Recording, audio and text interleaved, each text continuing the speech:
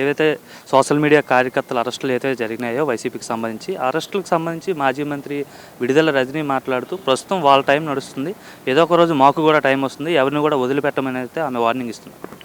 ఆమె పవర్ గురించి మాట్లాడింది, అంతేగాని ఆడవాళ్ళ కష్టాల గురించి ఆడవాళ్ళ గురించి మాట్లాడి చండాలంగా మాట్లాడి మార్ఫింగ్ ఫోటోలు పెట్టినందుకు దాని గురించి మాట్లాడట్లా.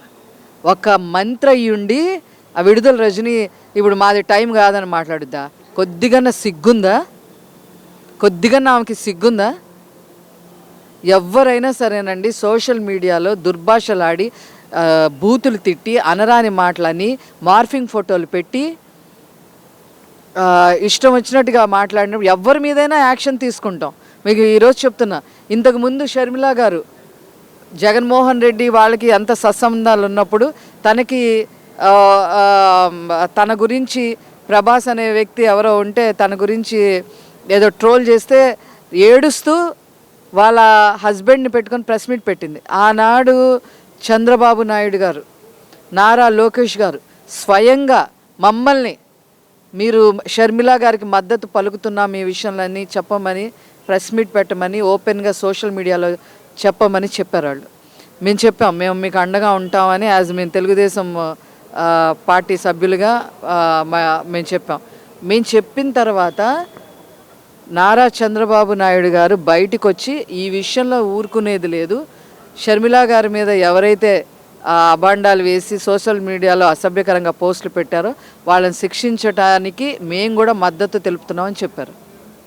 అది ఒక నాయకుడి లక్షణం. ఇవేంది వాళ్ళ టైం నడుస్తుంది మా టైం నడవట్లేదు, ఏంది మాటలేంటి? ప్రజాస్వామ్యంలో ఉన్నవాళ్ళు మంత్రులుగా పనిచేసిన వాళ్ళు మాట్లాడాల్సిన మాటలేనా ఇవి?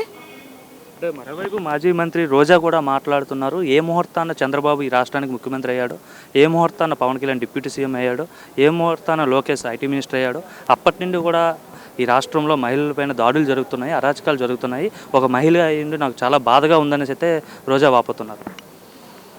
ఆవిడ జబర్దస్త్కి తప్ప దేనికి పనికిరారు. నగరిలో కొట్టించుకుంది, ఇంకా బుద్ధి రాలేదు. ఇక ఆమె ఏదో తిరుపతి లెటర్లు అమ్ముకునే వాళ్ళు కూడా ఈరోజు నారా చంద్రబాబు గారి గురించి, పవన్ కళ్యాణ్ గారి గురించి, లోకేష్ గారి గురించి మాట్లాడుతూ ఉన్నారు. కళ్ళున్న కబోది రోజా కనపడట్లేదా? మొన్నే వారం 10 రోజులు యుఎస్ ప్రయాణం చేసి ఐటీ కంపెనీలను అట్రాక్ట్ చేయడానికి ఎట్లాగా శ్రమిస్తున్నారో ఎంప్లాయ్మెంట్ కనపట్టలేదా? మీ హయాంలో గంజాయి దాగి ఈ రోజుకి అది వదలక అత్యాచారాలు చేస్తున్నారు.